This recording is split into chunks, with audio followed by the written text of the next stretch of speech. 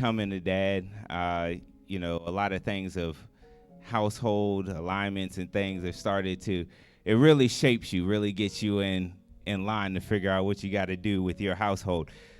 So chapter 6, verse 10 says, "And finally, my brethren, be strong in the Lord and in the power of his might. Put on the whole armor of God, that you may be able to stand against the wiles of the devil." All right. So I just want to talk to us a little bit about I only got 5 minutes, so we're not going deep, about just a little bit of spiritual warfare. Amen? Amen. You guys can be seated. We've already prayed. Y'all been doing good. So I'm drawn to this about spiritual warfare, which, I talked to the youth about a while ago, where we're talking about spiritual warfare. Now, here's the thing about spiritual warfare. Most of us are wondering why we're getting a mud hole stomped in us and having it walk dry. That's country for getting your tail kicked in the spirit, because we wrestle not against flesh and blood, but against, okay, all right, it's cool. It's interactive. Like, I know most of y'all taught more Bible studies. Y'all forgot more scriptures than I know. So I'm not sitting up here trying to give you some nugget that's just like, oh man, it's mind blowing. We got this. All right. Most of y'all changed my diapers. We're good. All right. So it's okay.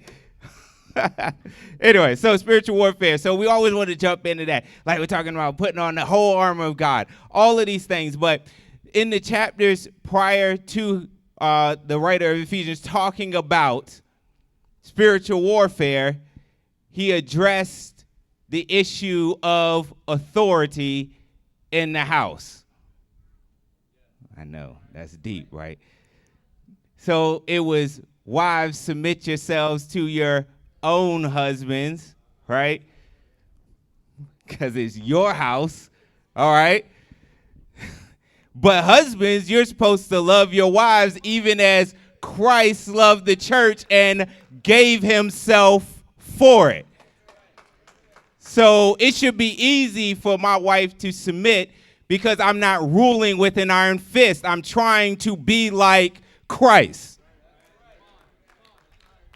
So if you want to find something to get under, it should be like that, right? So if you got a praying father at home, you better respect that, right? So he has that issue of authority. The head of every man is Christ, right? The head of every man is Christ. And once you get that relationship right, you can know how you're supposed to treat the rest of your household.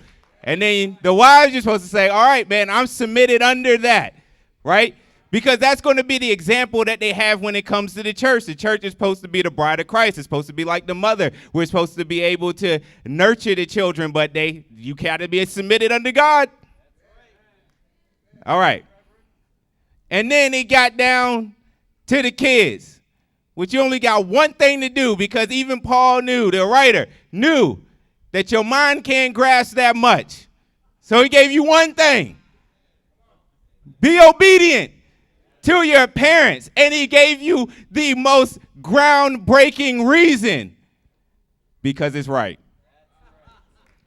Or in other words, because I said so.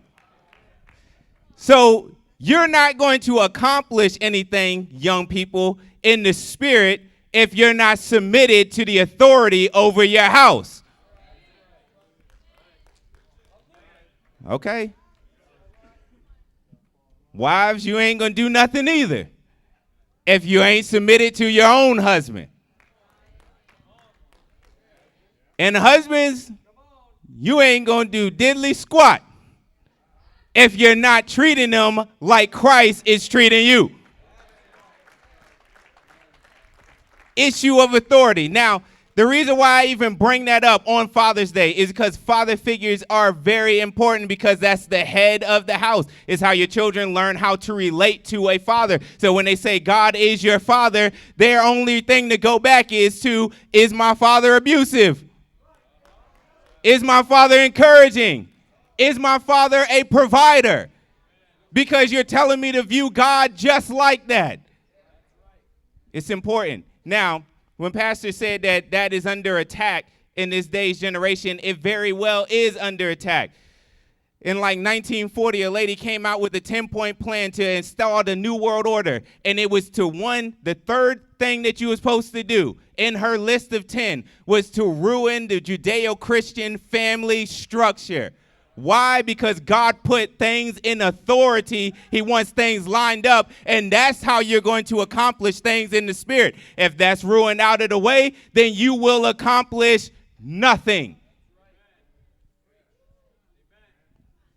So now this is what I really wanted to get to. It's because we may have fathers where you say they weren't doing what they were supposed to do. Okay, I got you. God put an image with Moses on the mountaintop. Some of us have fathers that are praying and fasting, and you better thank God for it. But they're not perfect. We tell corny jokes. We don't do everything right like we're supposed to. We will make mistakes because, newsflash, I'm a human being. All right? So on that mountaintop, Moses is lifting his hands, and they were accomplishing great things. Now, they could have said, man, you're getting old, you're getting weak, you need to step to the side. But what they found to do, instead of criticizing their leader, is a couple of young men decided, I'm going to hold up your arms. I am going to support this structure, because if his hands were to fall, they would not have won the battle. If the head of the household is not going to be there, if the structure of authority is not going to be in a line, then the church cannot succeed, because we are made up of households. So on Father's Day, pray for your father. Pray for your mother if they're not in truth. You need to still lift them up, because it's an authority figure that God has placed. And if you want to accomplish great things in the spirit, the household has got to be in a line. Amen. Be blessed, church. I love you all.